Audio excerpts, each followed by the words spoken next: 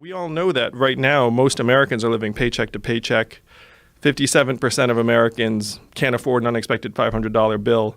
So you put $1,000 a month into their hands, it's going to go right back into the economy. They're going to spend it on food, child care, car repairs they've been putting off, the occasional night out. Whatever you think poverty today looks like, it probably doesn't look much like this. In one of the most affluent counties in America, people are queuing for handouts of diapers. Good morning. Do you have your ID? Thank you. We've had clients come to us that have said, I've rinsed out a diaper and I've reused it. I've turned a diaper inside out and I've reused it. Sometimes I've left my child in a diaper for far longer than I should have. There is no government support in America to help pay for diapers, and many poor families struggle to afford them. America is the richest big country in the world. Its unemployment rate couldn't be much lower. So why does it have so many people living in poverty?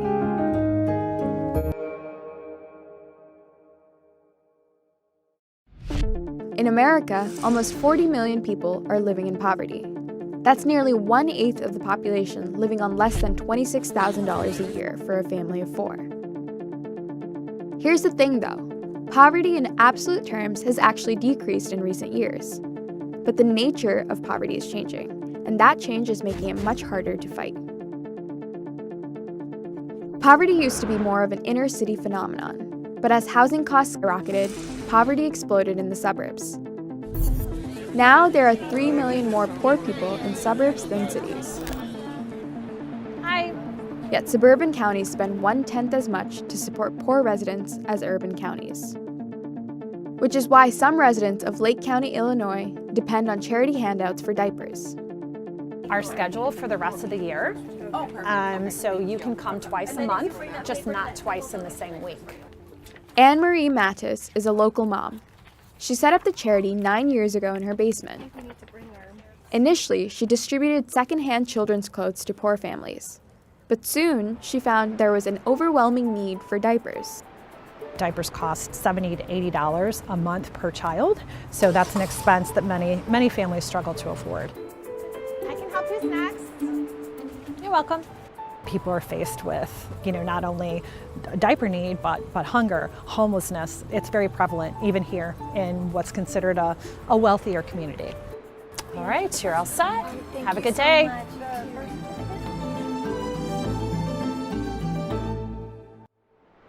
You want a sandwich? Ex-Xavier has been using the diaper pantry for the last few months.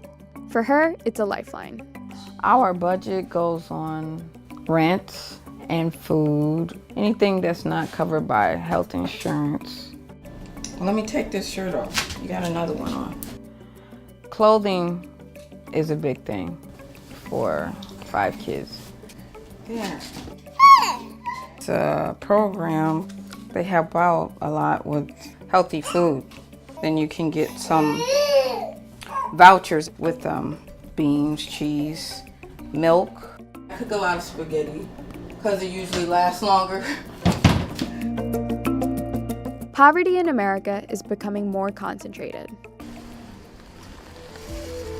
We know that the effect of being poor and living in a poor neighborhood is much worse than being poor and living in an integrated neighborhood, especially for children in terms of the kind of school that they go to or their exposure to crime. And it's children who are affected the most.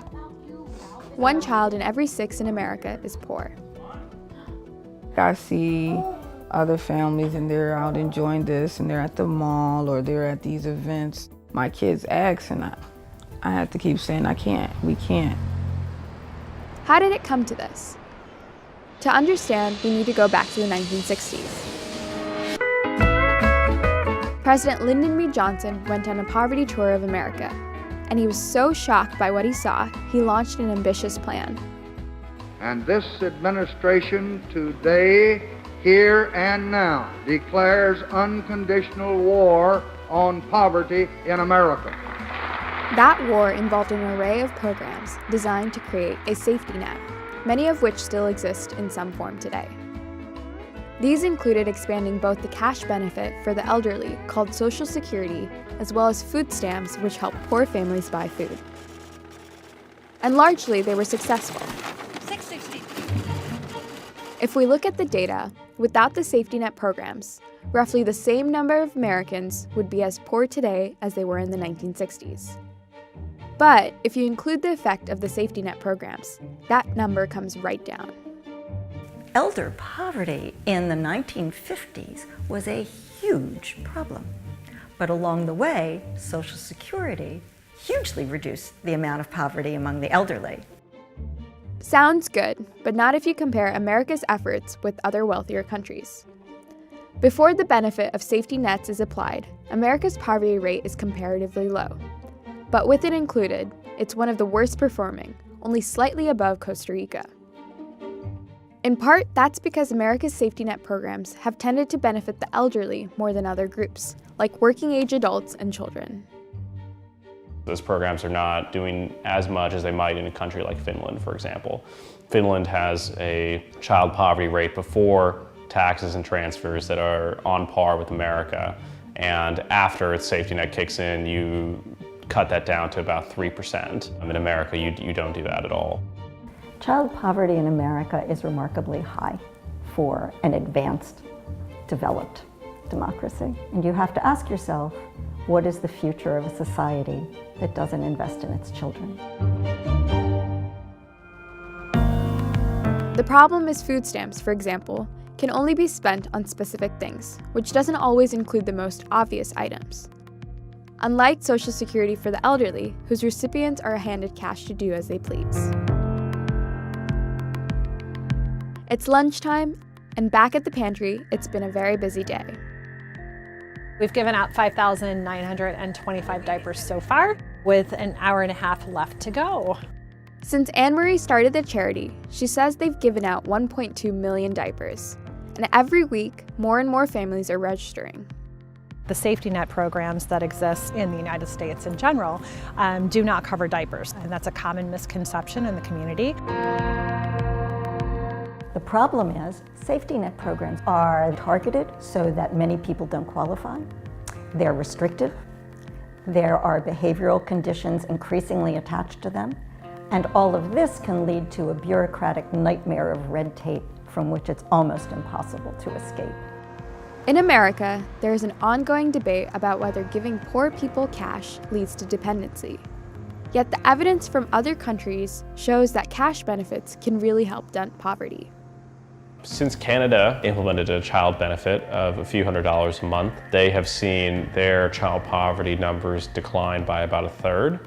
It's reasonable to expect that a program of similar magnitude in America would also generate the exact same effect. One candidate for the Democratic presidential nomination has even made this a central part of his campaign. I'm Michael Bennett from Colorado. Colorado Senator Michael Bennett has proposed monthly cash transfers of $300 for each American child, as part of wider proposals to help poor people. School kids all over this country, they're living at a time when we've got the worst income inequality that we've had in 100 years. You've probably never heard of him, which tells you a lot about America's political appetite for reducing poverty. Poor people are much less likely to vote, so their issues are rarely vote winners. If you're working 2 jobs and trying to make sure your kids are walking safely to school in a gang-infested neighborhood, are you going to the block party for your member of Congress and making a campaign donation so that he or she will listen to you? Have a good day. The pantry's closing for the day. For the families who use it, poverty does not need to be inevitable. Thank you. There is a way out. Other countries around the world have done it. It's really possible, presuming you're a wealthy country with the resources and you have a reasonably strong economy. The choice is a political one. If you were to say to them, look, $1,000 clean, you can do whatever you want, many of them would find that preferable to their current situation. To Yang, the driving force behind the need for a UBI is the oncoming wave of automation. He calls it the Great Displacement. But some critics of the UBI are skeptical of a solution to automation that is being touted by some of the biggest names in Silicon Valley. We should explore ideas like universal basic income to make sure that everyone has a cushion to try new ideas. I think ultimately we will have to have some kind of universal basic income. I don't think we're going to have a choice. I heard this breakdown of his universal basic income agenda. Dividend. And he calls it a freedom dividend. And I do think it's smart, and I do support it. Me too. But beyond the financial implications of it, he tied it to about like human dignity.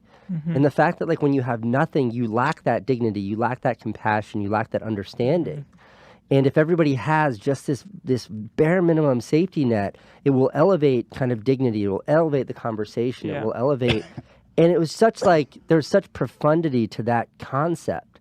The idea that a president, like a presidential candidate could run on something that's that, that's that like human, that's that about elevating the humans, like the way that we all feel. Yeah. I also love I'm a huge how... fan. I love that. I love it. I love how everything connects when you listen to his solution. How come nobody ever picked up Andrew Yang's idea? How come no one ever did it? It makes sense. This kid said, why are we not taxing Amazon? Why are we not taxing these giant corporations? He says, this kid says, it's not my idea, please. He says, if we tax these big corporations, you could give every American $1,000 a month. And that would take away a lot of the, what am I going to do about my taxes? What am I going to do about this? What am I going to tell somebody who says, here's a plan that will work for everybody. Here's what we should be talking about. Because, we can fetch about the bonehead in office all day long. But these guys, this young man had a plan that I just thought, why is it taking this long?